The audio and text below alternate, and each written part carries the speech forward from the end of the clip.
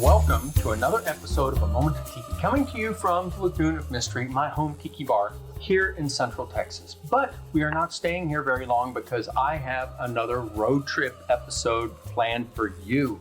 This time, Lisa and I take a trip out to Galveston. Galveston Island is a barrier island off the coast of Texas, not terribly far from Houston. It attracts hundreds of thousands of visitors every year to enjoy that sparkling chocolate brown Gulf of Mexico water. But if there is any place in Texas that is in desperate need of a tiki bar, I've always said it is Galveston. And lo and behold, Galveston has one now, a real live tiki bar. It is called Pineapple Parlor. And this is where it gets interesting. Pineapple Parlor is a speakeasy style tiki space located within Daiquiri Time Out. Daiquiri Time Out is one of the few craft cocktail bars in Galveston. It's just a few blocks from the Strand, the famous historic district. Lisa and I walked there the first time we visited. You go into Daiquiri Time Out and into the courtyard in the back of the building, where there is a wall, and you have to know the secret code to punch into the little pineapple keypad there, opening the door to let you in. Now, one of the really cool things I liked about Pineapple Parlor is right when you enter, transitioning, there is a bridge over a water feature with fog coming up. It's an incredible throwback to the Don the Beachcomber, Stephen Crane, the whole theatrical aspect of tiki spaces, of the original tiki wave from back in the 50s and 60s. It's a fantastic experience, and that set the tone for the rest of our time at Pineapple Parlor. So this place is legit, y'all. Check it out. We are here at Pineapple Parlor with Brad, the owner, and he's going to give us the secret origin of this really cool tiki spot in Galveston. So, Brad, I have said any of my tiki friends that have known me for any amount of time know that I have said that Galveston is like the one place on the Texas coast that really desperately needed a real tiki bar. I mean, they have a whole lot of beach bars along the seawall that claim to be tiki bars, but we both know that they're not tiki bars. Right. What inspired you to open Pineapple Parlor here? So I've always, been a fan of craft cocktails in general for a long time. And we opened up Daiquiri Time Out a little over 8 years ago. But even before that, I knew I wanted to do a tiki bar on the island. But doing Daiquiri Time Out first was important because reintroducing cocktails from pre-prohibition all the way to modern classics was a little bit more broad than going very era specific, full throttle tiki. So we were able to open up Daiquiri Time Out and introduce tiki in there little bits and make sure that there was enough, demand for what we really wanted to do, which was the best tiki cocktails we could possibly make in the setting that we have. But growing up, this is where we vacation, youngest of 5 boys, so we were always in Galveston and fell in love with it. And I always knew that I wanted to be here, and Galveston's been really good to us. Where are you from originally? East Texas, Lufkin Nacogdoches area. Lufkin Nacogdoches, that hotbed of tiki activity. Right, exactly. So yeah, I moved to Houston. Been bartending since 21 years old, and got into the craft industry. And once you start learning classic cocktails, you hit that tiki era, and I kind of just never left. That was where I knew that was my flavor profile. That was my wheelhouse. That's where I like to what I like to drink, what I like to be around. And it was just very inviting as a whole. Like the whole tiki community was just a great place to be. Okay, so you come from East Texas, which again is not the most tiki of areas. How did you become exposed? What was your first involvement with tiki? My first involvement with tiki would possibly be like tiki mugs So I grew up in East Texas, and my grandparents owned liquor stores. Okay. So there would be random decanters and stuff like that for whiskey, but then they'd also bring like these, like just like fun little trinkets around for rums and stuff like that. So, and my grandmother collected everything. So she when she wasn't working, she was out there looking for just all different types of decanters and some tiki mugs, and I think that was my first introduction. And then once I became drinking age, I got introduced to tiki cocktails, right? And that's in my younger bartending days. We thought we knew everything, but we were making some really bad Mai Tais, making some really bad classic tiki drinks. But then you learn, you read some books, and you develop your palates and find a passion, and that's what motivated me to continue to do tiki cocktails.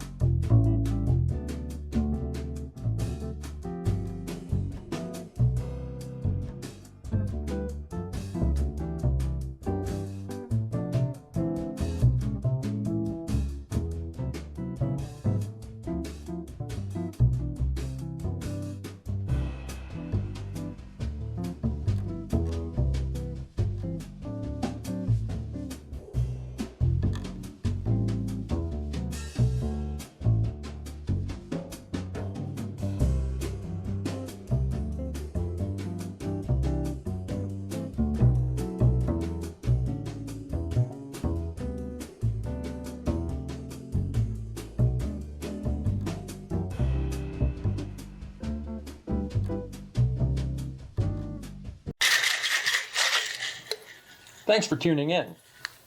If you like what you see, please hit the like and subscribe buttons down below. If you really like what you've been seeing here at A Moment of Tiki, please leave a comment or maybe even share the video to your feeds. What this does is make it easier for others to find A Moment of Tiki. And if you do that, I will be grateful. Mahalo.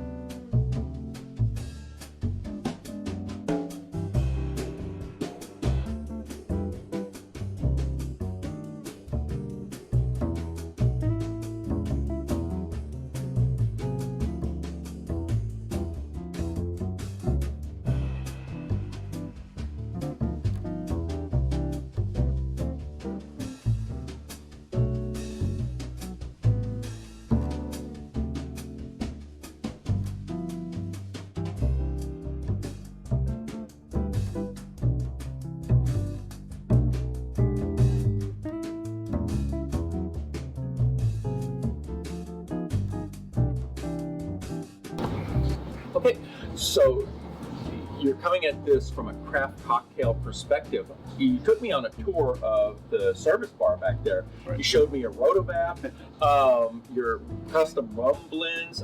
This is next level stuff. I was expecting to see nitro and everything else back there. I mean, that is. Oh, that is. Okay. Okay. Yeah. So how do you approach the tiki cocktail as a what is your approach to tiki cocktail? So that's the fun thing about it is because we take traditional recipes in the history, and we want to stay as true to it as possible.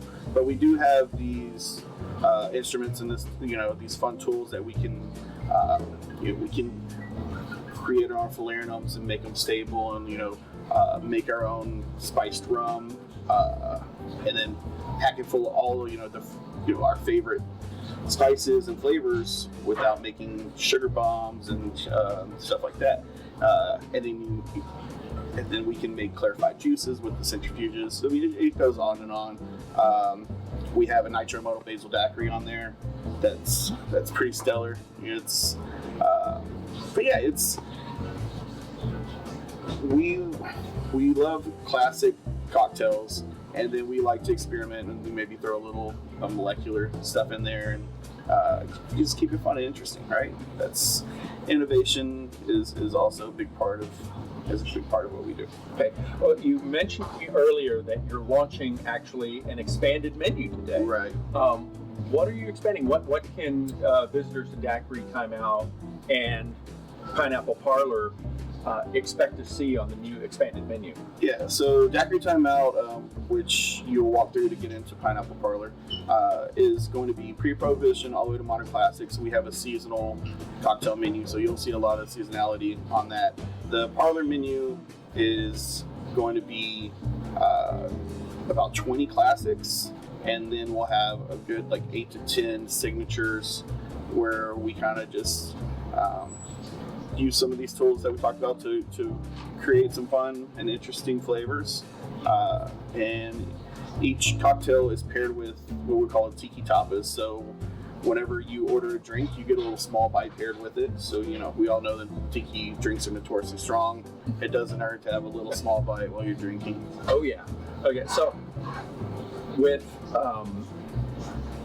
Tiki has so many classic cocktails. We all have the Beach Bum Berry books with tons of. What are the unique challenges of developing your own Tiki cocktail to make a modern classic? Well, so I think that's what's fun about it, right? Because the Tiki, we have our groups and everything, and they're so innovative with creating, just the way people have their own bars in their houses and apartments, and that whole sense. But then they're also, it's fun to make your own syrups and to maybe try to make your own falernum instead of using something off the shelf, or make your own orgeat and different types of nuts and or just anything like that. So I think that's what separates our classics from going to just someone who's just using bottles off the shelf. Sure. We make our own allspice. We make our own dram. We make our own orange liqueur, spiced rum. We make a banana rum. The list goes on. Falernums. It's a lot of production, but it's a labor of love. This is passion, right? It doesn't feel like work. When we get up, we wake up and we do it all over again. So I wanted to ask you, Pineapple Parlor is a speakeasy. It's hidden. Yes. You have to know the code. You have to know where to look to be able to use the code. What inspired you to go this direction with it? There aren't that many. The speakeasy trend went over with craft cocktails, but it never really kind of infiltrated the whole tiki bar. It was never my intention originally to do a speakeasy tiki bar. In my head, it was always we're gonna do a tiki bar on the island, and it'll be on a different, somewhere not on the same plot as DTO. We were fortunate enough to be able to buy the properties, so the way it worked out, and then the way the bar, the properties sit, I was like, oh, this will be fun. I definitely underestimated the speakeasy role as people love the speakeasy. I definitely am always focused on Tiki and the whole Tiki crowd, but I think I underestimated the other side of it a little bit. But it's been good. So we've been very steady, very busy. We're a small footprint, so there's only 12 bar seats. There's no standing room. We want to keep it very intimate. DTO is, it's there for the masses. We do great cocktails. It's the same quality of spirits and syrups and fresh juice. But this is more of an experience, right? Tiki's all about exotica, escapism. We want to be able to take you somewhere for a couple of hours and transport you somewhere else, and while you're having nice cocktails and little snacks. Okay. Well, I wanted to ask you about your decor. When you come in, you walk through the tunnel, and then when you get into that and into Pineapple Parlor, you've got a bridge over with a water feature and fog. It has almost supernatural, transportive qualities. Then you get inside, you have your lighting. You showed me some of the great carvings that you have from Hawaii. It's completely immersive. Where did you draw your inspiration from when putting this together? Because there's a lot of detail here. I appreciate that. I had a lot of time to think about it, right? So this was in my head even before DTO. But we took inspiration from a lot of the classics, right? I mean, we can't say that we didn't draw inspiration from like Frankie's and Tiki Tea and like those bars that have been around forever. You know, Three Dots on the Dash. And then, but you know, we would have the nautical store so close to us, like even our tables are made out of. Saw the ship rating, yeah. Right. That's, you know, the fun part about it is we were able to make cast of these like tiles. So we made those, we made the jigs all the cards and stuff that are on the walls. We did a lot of hands-on ourselves too. Yeah, I like I said earlier, the fact that you have lazy Susans for your liquor, the spitting on the wall and in the back bar, that's amazing. Yeah, it's a different take for the back bar, and you know, we have the pass-through as well, so we kind of keep it we want it to seem seamless, even though there's so much work that goes into everything that we put out. So we kind of have a little kitchen mentality too, where we can have someone in the back doing bigger prep work for the cocktail that's coming out, and it just seems like it's flowing really well. And but it's all, you know, we want you to have the best experience possible. And right now, as far as swag that customers can get, you've got the zombie glass and the Mai Tai glass. And we have shirts as well. And we are working on the custom mug, and the swizzle stick should be here shortly. Ooh, looking forward to that. Right. All right. Well, it was fantastic talking with you. I know you're getting ready for a busy day. Absolutely. And Lisa and I are going to get ready to try some of your cocktails. That sounds great. All right. Thanks a lot. Yes.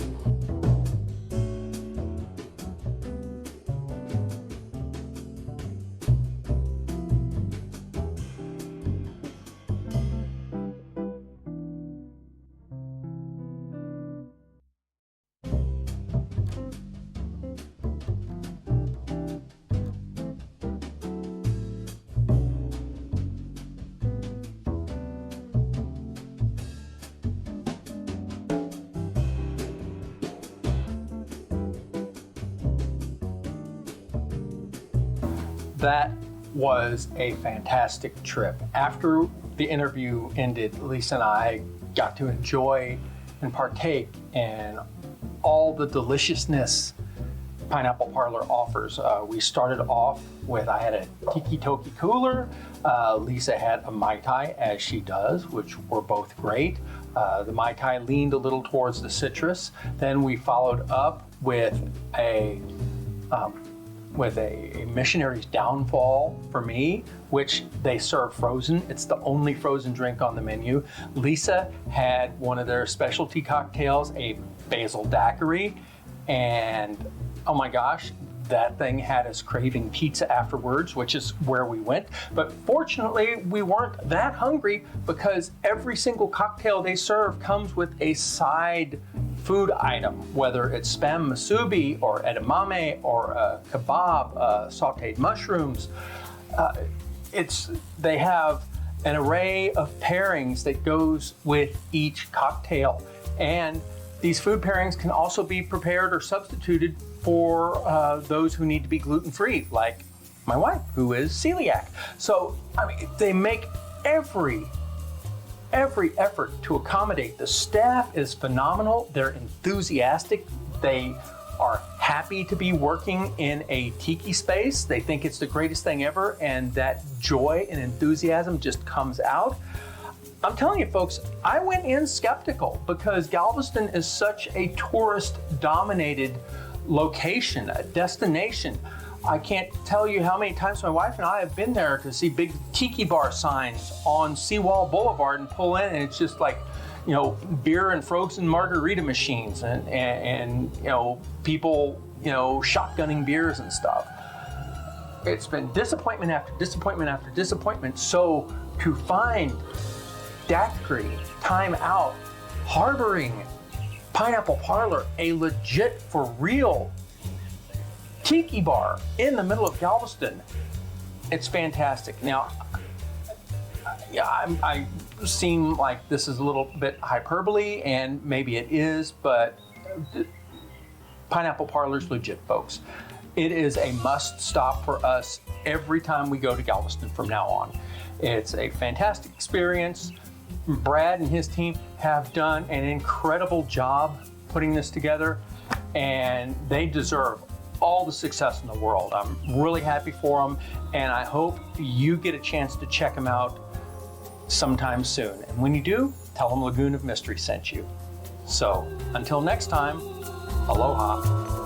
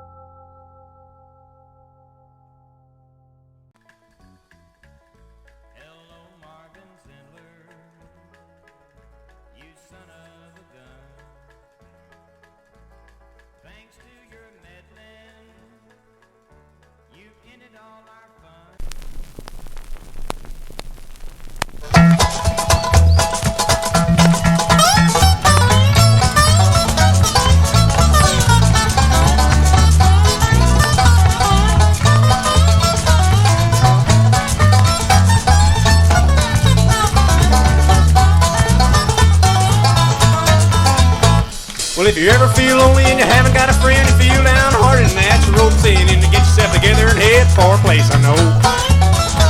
It's a little German town with a Spanish name, and once you go there, you never be the same, and it's a whole lot cleaner and safer than Mexico.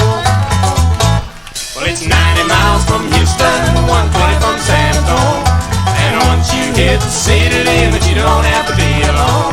Every traveling salesman that's on the road, every trucker that's carrying an overload knows a boom and a little bird they call a Grange.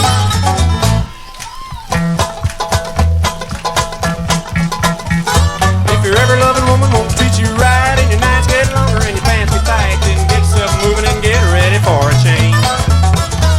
Some fella said money can't find the love, but I know it couldn't be. Speaking of that classic country town they call a Grange. Well, it's 90 miles from Houston, 120 from San Antonio, and once you hit the city limit, you don't have to be alone. Every traveling salesman that's on the road, every trucker that's carrying an overload knows a booming little bird they call a Grange.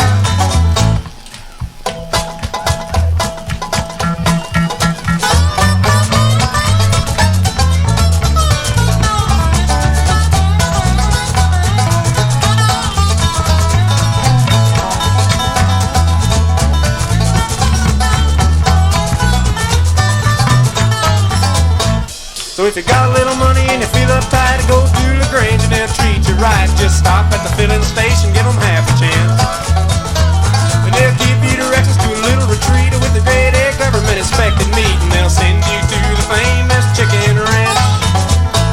Well, it's 90 miles from Houston, 120 from San Antonio, and once you hit the city limit, you don't have to be alone. Every traveling salesman that's on the road, every trucker that's carrying overloads knows a boom and a little bird they call a Grange. Every traveling salesman that's on the road, every trucker that's carrying overloads knows a boom and a little bird they call a Grange.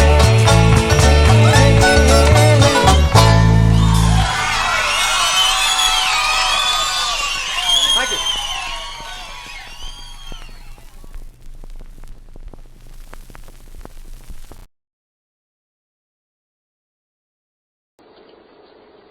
Honey, that was a little country place out there. The people's tried to make it into something that it wasn't. Just a little country where I swear it amounted to.